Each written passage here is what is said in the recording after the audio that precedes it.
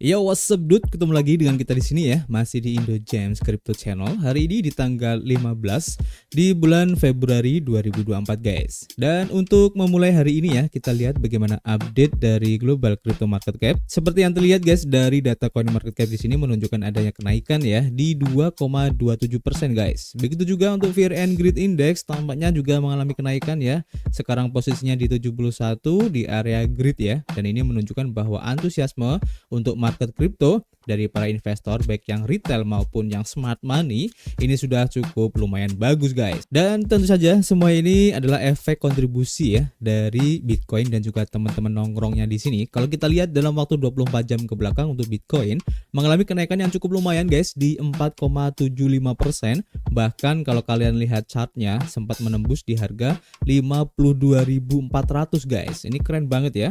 Nanti kita akan coba cek untuk lebih detailnya. Begitu juga untuk Ethereum ya, naik di 4,96% ya. Dan kalau kita lihat dalam waktu 7 hari ke belakang untuk Bitcoin dan Ethereum sudah naik di 16% dan 14% guys. Ini keren banget ya. Dan juga untuk BNB kalau kita bandingkan mungkin tidak sesignifikan Bitcoin dan Ethereum ya. Dalam waktu 7 hari ke belakang baru naik 8% aja. Tapi untuk Solana meskipun hari ini pergerakannya cuma 0,92% aja hijau, tapi dalam waktu 7 hari ke belakang sudah naik 20% guys. Dan rata-rata untuk pergerakan harga altcoin cukup bervariasi ya, dan sebagian besar memang hijau mengikuti pergerakan harga dari Bitcoin ini.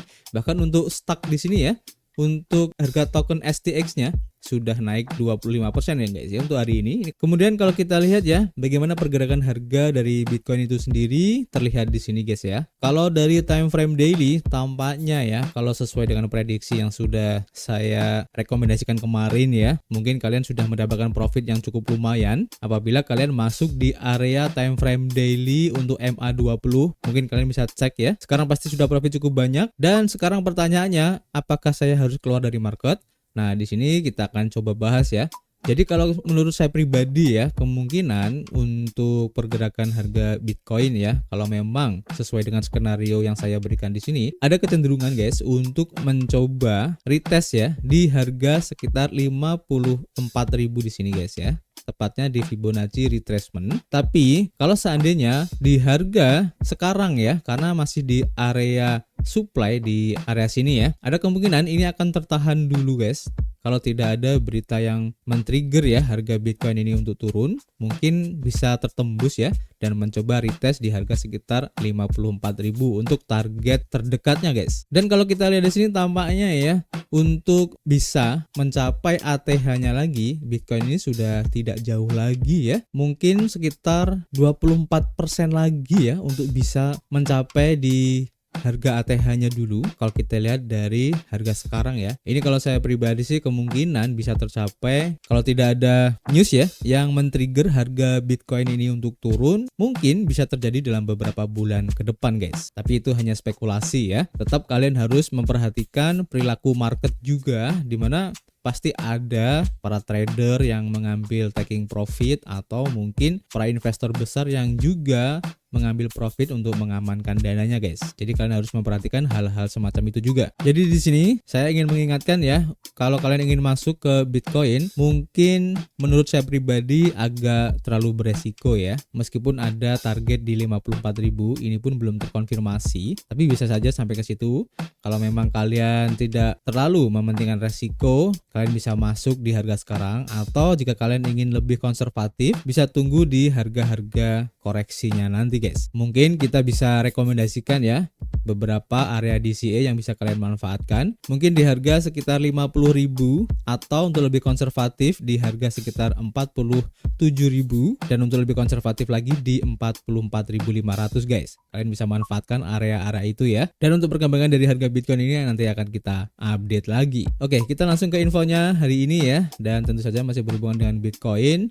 Yang menjadi pertanyaannya, kenapa kemarin Bitcoin ini naik $52.000 guys? Ya tentu saja ya, kalau kita lansir dari Watcher.guru, faktor utamanya seperti yang sudah kita informasikan di beberapa konten kemarin ya. Dan oh ya, kemarin kita tidak bikin video atau kita upload video ya karena ada keperluan mendadak yang tidak bisa dihindari ya. Jadi kita skip untuk hari kemarin. Lagian kemarin juga lagi ada pemilu ya. Jadi kita lebih fokus ke pemilu guys. Oke. Nah, di sini kalau kita lihat ya, ledakan dari harga Bitcoin ini mencapai 52.000. Ini menjadi hal yang cukup menarik ya. Karena tentu saja ini akan membuat beberapa posisi di pasar derivatif bisa mengalami likuidasi guys. Khususnya buat para trader yang mengambil posisi short. Seperti yang dilansir di sini ya, sekitar 33 juta dolar ya telah terlikuidasi guys untuk posisi short. Sedangkan untuk likuidasi long ini hanya sekitar 400.000 dolar saja ya. Jadi perbandingannya cukup signifikan. Dan selain itu tentu saja hal ini,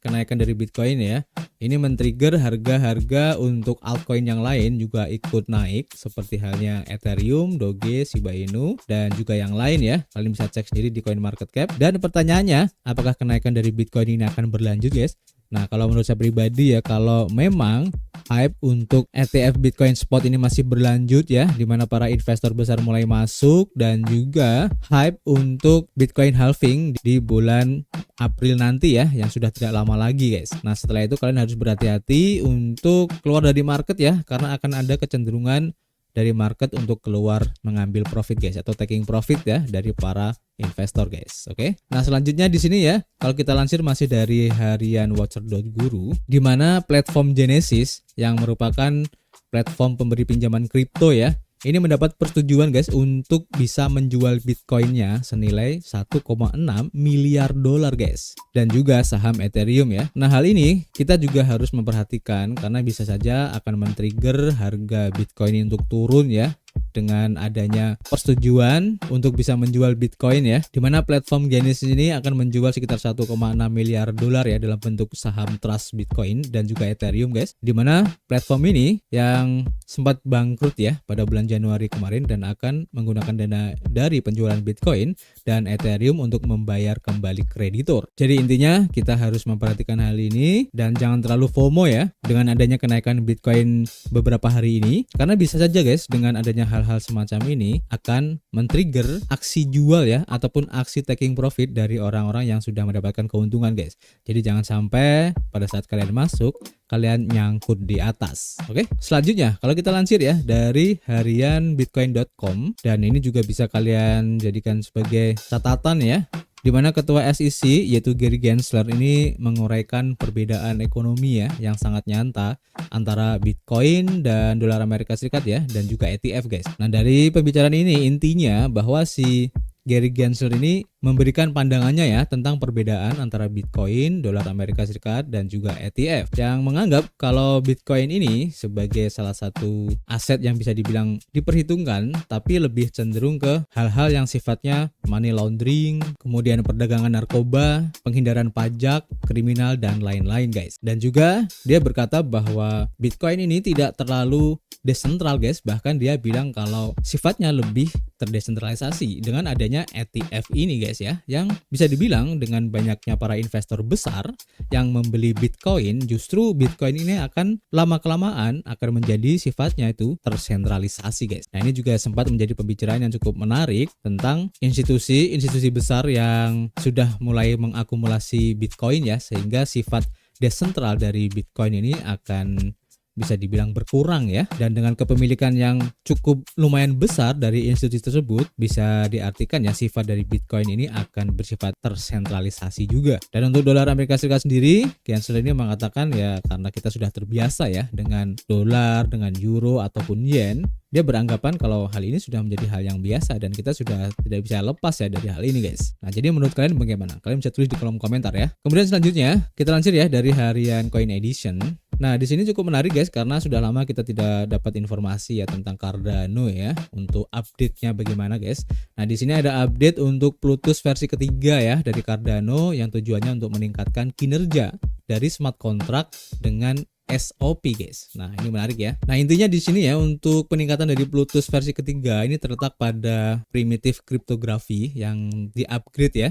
Dan fitur-fitur Cardano baru-baru ini ya sepertinya untuk pasangan kurva BLS12 strip 381, kemudian fungsi hash break 2B strip 224 dan fungsi hash catch strip 256 membuatnya sejalan ya dengan standar industri terbaru ini guys. Nah, penambahan ini tidak hanya meningkatkan keamanan dan efisiensi blockchain Cardano, tetapi juga memfasilitasi berbagai aplikasi yang lebih luas, termasuk integrasi sidechain yang mulus dan peningkatan kompatibilitas lintas rantai, terutama dengan Ethereum guys. Kemudian juga untuk peningkatan ini ya akan bisa ya berpotensi untuk mempercepat eksekusi dari program hingga 30%, dan peningkatan tersebut dilaporkan sangat penting untuk mempertahankan operasi yang cepat ya dan hemat biaya di jaringan Cardano. Selain itu, menambahkan primitif Bitwise CIP-58 di Plutus versi ketiga akan memungkinkan pengembang untuk bisa melakukan manipulasi bit tingkat rendah yang sangat penting untuk operasi data berkinerja tinggi dan fungsi kriptografi guys. Jadi Plutus untuk versi ketiga ini berusaha untuk memperluas cakupan aplikasi blockchain dengan